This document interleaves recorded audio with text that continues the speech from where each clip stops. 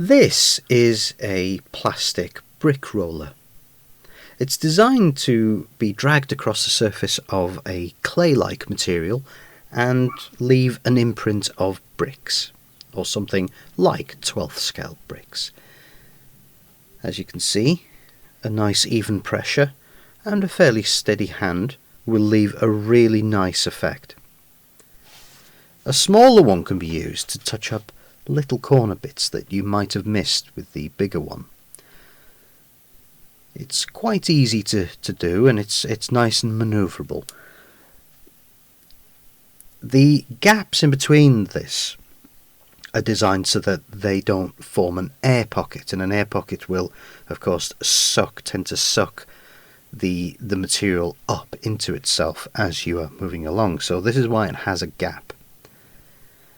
It's also very manoeuvrable, so as you're moving along, you can actually twist and turn it to follow paths, or perhaps to make things like archways or paving paths perhaps.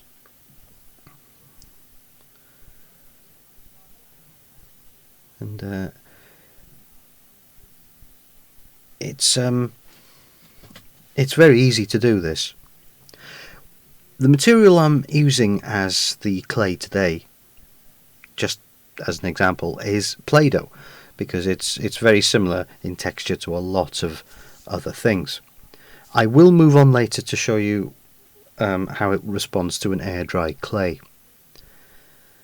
I've also used this with other things like cement and car body filler.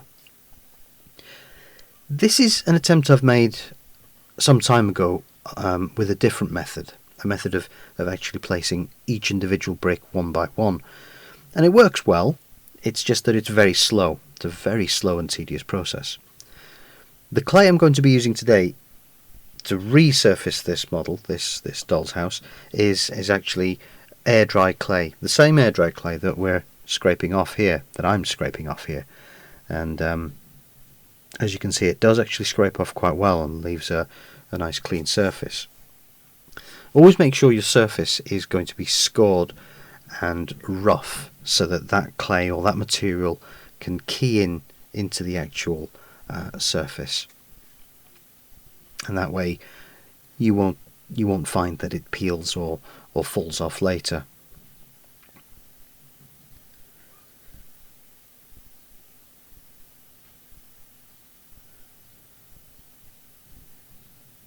Daz.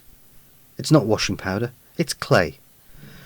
This stuff is very popular, found everywhere. It's air dry polymer clay, and I think it's based on gypsum. It's basically plaster, a type of plaster of Paris, I think, with a kind of fibrous additive, perhaps, something along those lines. So it's very safe. All you basically do is squidge it onto the surface that you've got. Squidge it like this. I find that it's a bit hard, so squidging it can be a bit lumpy and uneven. I think mixing it with a bit of water and making it so that it's more malleable will be the solution. But it leaves a really nice trail as I'm dragging along with this. As you can see, some areas are higher than others, and I'll need to finish up later with a detailing stick, and we'll get to that later. But as you can see, it makes a fantastically quick and simple job of this doll's house side. A job that would normally take me days is done in 10 minutes. And here we are. We've finished the rolling, and now I'm going to be detailing. And all that means is I'm going to be finding the little bits of clay that didn't quite catch the wheel, just almost cleaning the marks out a little bit. And there we have it. I've waited for it to dry. Here it is. It's dry and ready to start the next step, which is of course a little sand. And as you can see, it does need a lot of work, this house. So it's time to roll the sleeves up and start sanding down. I've got quite a coarse sandpaper here, so it's going to produce a bit of dust, and it's going to be done quite quickly, really. So make sure you brush all that dust away so that it doesn't interfere with the actual contours of the shape. And then I would recommend really painting the whole thing in a white coat, just so that we're starting on a nice blank canvas before we go and detail and paint this in any other way.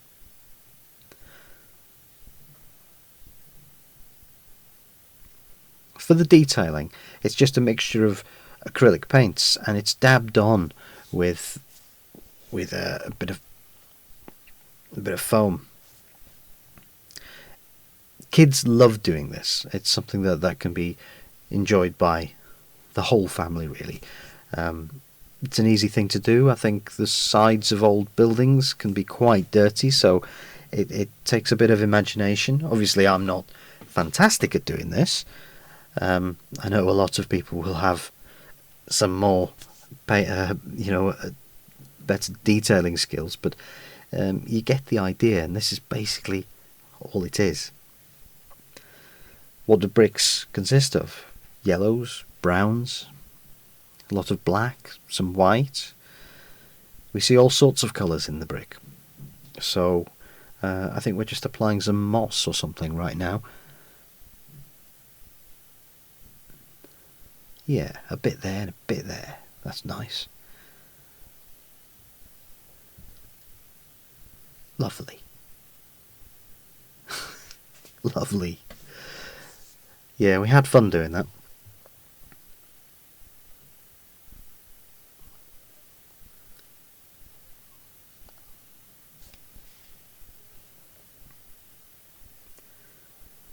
It doesn't take as long as you think.